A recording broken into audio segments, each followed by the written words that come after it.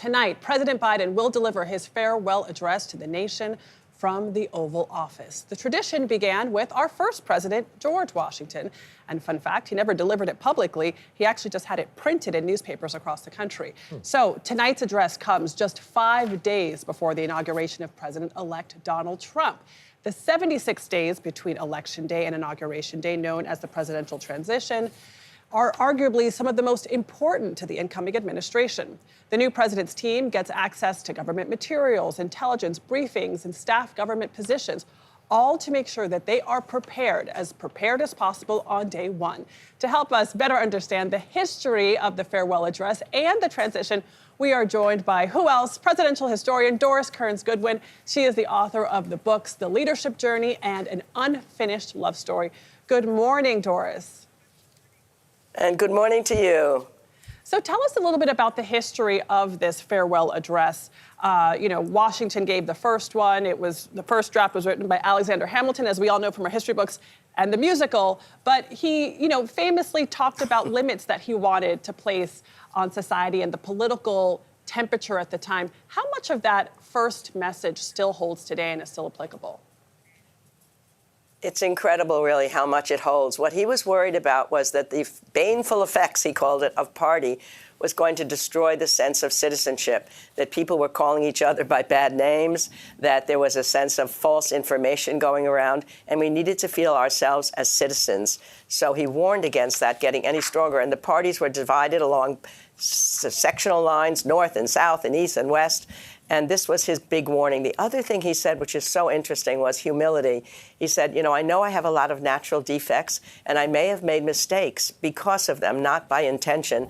And I just hope that people will be able to consign those mistakes to oblivion as they think of my 45 years of public service.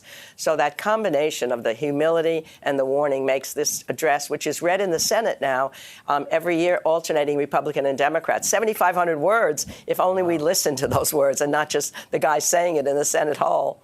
Yeah, that's a remarkable detail. Doris, so Joe Biden's going to be in the Oval Office tonight. He'll give his farewell address. I don't know, since Reagan, has there really been a very memorable and important historically farewell address, one that really resonated, feels like one for history?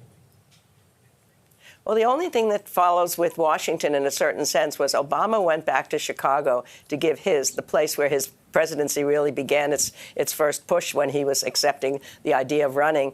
And he also warned about party, but even in a more dire way. He said that people are now in such corrosive talk with one another. He was worried that young people weren't going to enter public life. So he really made a plea, really, for public service again and citizenship. So he's following right along George Washington's line. So, Doris, if all of the former presidents were alive today, what advice do you think they would give incoming President Donald Trump? Oh, I think of this every night. I wake up in the morning thinking, if only I could bring Lincoln back. Let's bring George Washington back. I think what Lincoln most importantly would say, he would say to Mr. Trump, don't let retribution guide what you're doing. Go for reconciliation. Again, you've won an election. You have a chance for a new beginning. If you do retribution, hate will continue in the land. And that's why he, in those last months of his presidency, the North had won the war. There were so many people that wanted retribution for all that had happened. They wanted to hang the Confederate generals, put them under prosecution. He said, no more hate. And then those famous words, with malice toward none and charity for all, let us bind up the nation's wounds. Think of how much poison would be removed from the whole social understandings right now if we don't talk about enemy list, if we don't talk about the past, just look to the future. A great chance has been given to him. Lincoln would say, take it, take it. Reconciliation, we could all use it. Yeah. Thank you so much, Doris. Yeah, thank you very much. Appreciate it. All right, CBS News will bring you, of course, full coverage of Biden's farewell address. It starts at 8 p.m. Eastern, 5 p.m. Pacific tonight.